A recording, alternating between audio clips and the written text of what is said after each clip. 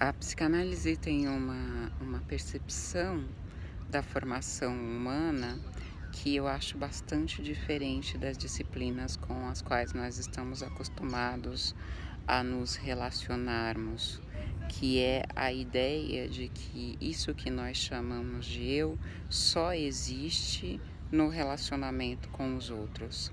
Se vocês pararem para pensar, a nossa concepção senso comum sempre está trabalhando com uma ideia de eu verdadeiro. Não sei se isso é resquício do Rousseau, não sei se isso é resquício do Platão, mas aquela ideia de que, em tirando as camadas de educação social, de polidez, ou, para os haitianos, por exemplo, as camadas de repressão, vai aparecer um eu verdadeiro, um eu natural, um eu que geralmente é melhor do que o eu que está sendo apresentado socialmente. Na psicanálise freudiana, isso não é factual. Na psicanálise freudiana, a gente pensa que isso que nós chamamos de eu se desenvolve no relacionamento com o outro. Então não existe um eu a priori. Eu sou na medida em que me relaciono e só sou porque me relaciono. Essa ideia e o relacionamento é relacionamento com o outro, relacionamento consigo mesmo, o meu relacionamento comigo mesmo é totalmente aprendido da forma como as pessoas se relacionam comigo. Eu sempre defendo assim que essa história de amor próprio autossustentado é uma bobagem, porque você só consegue se amar na medida dos que os outros te amam. Não adianta você ter uma excelente imagem de si mesmo e todo um mundo te dizer que você é inadequado, que você é feio, que você é pouco inteligente, ou sei lá quais características que são importantes para você.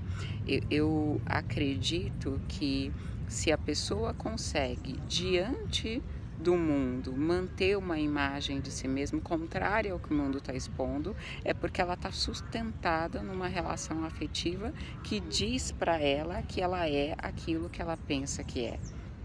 O clichê disso é a relação com a própria mãe.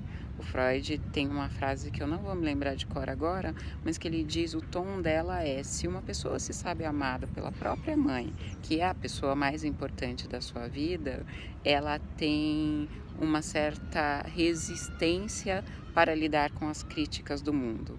Aliás, na fala do Freud é mais que isso, essa pessoa se sabe vitoriosa diante do mundo porque ela é vitoriosa no amor da mãe.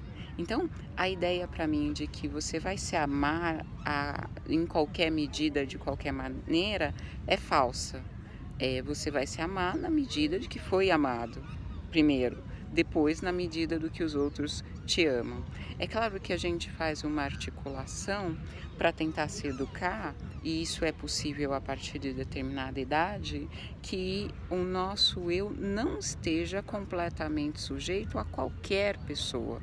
A proposta é que a gente seja capaz de escolher as pessoas de quem nós vamos colher esses referenciais, escolher as pessoas que vão determinar a forma como nós nos vemos.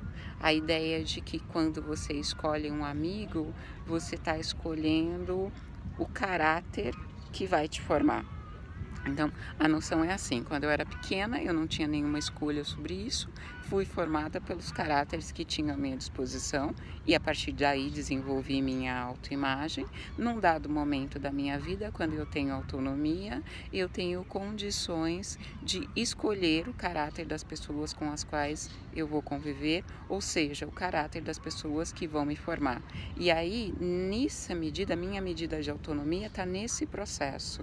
Eu consigo, por causa da minha escolha, mais ou menos determinar a forma como eu vou ser vista e, portanto, a forma como eu vou me ver. Nesse sentido, continuando o que eu estava falando, eu acho absurdo aqueles exercícios de eu me amo, eu me valorizo.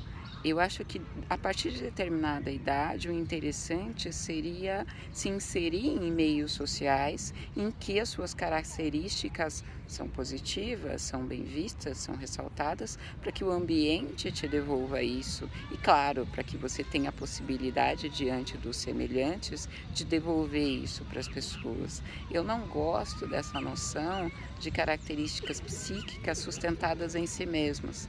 Em si mesma, assim, a pessoa tendo que fazer tudo sozinha, porque na minha maneira de entender, quando a pessoa colocar isso num relacionamento, a tendência de falir, a tendência de não se sustentar é muito alta, como uma fantasia mesmo, não uma falsidade, mas uma parcialidade que você consegue sustentar muito bem quando está dentro do seu quarto, mas que quando você sai para sua sala, para sua cozinha, já não tem mais possibilidade de existir.